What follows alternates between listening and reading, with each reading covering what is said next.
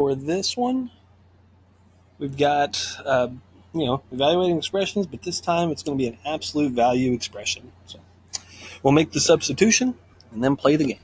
So we've got 3 minus absolute value. This is why I said to put in parentheses whenever you're doing your substitution. We're going to have parentheses negative 3 squared minus 4y, but y is negative 2. Close the absolute value bars, plus 5 negative 1 to the third power. Okay, so we're going to do PEMDAS, and absolute values, they act just like parentheses. So we're going to have 3 minus. So inside the parentheses, we have to do exponents first. So we're going to be doing negative 3 to the second power. In this case, it means negative 3 times another negative 3. So that's going to give us positive 9 minus 4 times negative 2 plus 5 times negative 1 to the third power. All right, inside the absolute value bars, we have some multiplication.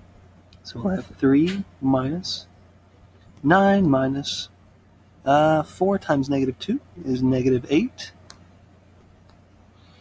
plus 5 parentheses negative 1 to the third. Finish off, we're going to have 3 minus, 9 minus negative 8 is 9 plus 8, and that equals 17.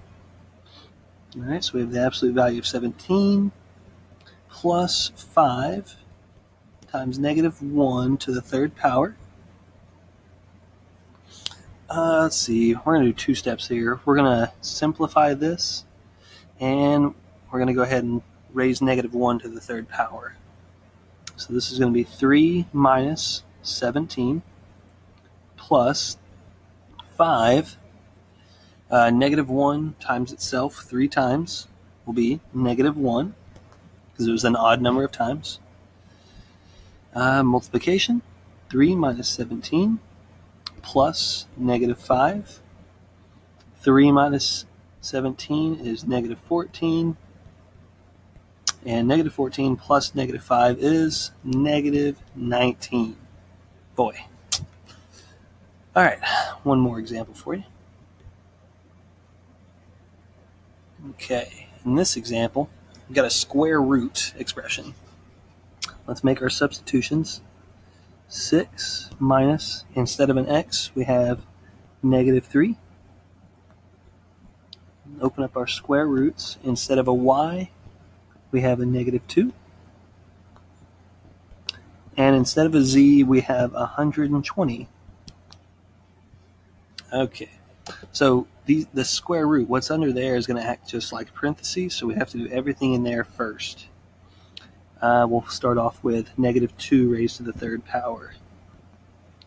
All right, so that's negative 2 times itself 3 times, which is going to be negative 8 plus 120 over 10. We'll do this division next. So we've got 6 minus negative 3 root 120 divided by 10 is just 12.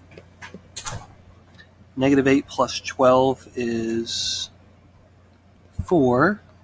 And we're going to be doing the square root of 4 next. 6 minus negative 3.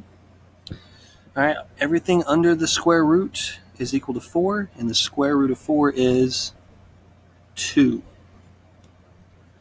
Okay, we'll finish off this multiplication next. So 6 minus 3 times negative 2. Negative 3 times 2 is negative 6. And then 6 minus negative 6 is 12. Boy, you are going to like to see my calculator method.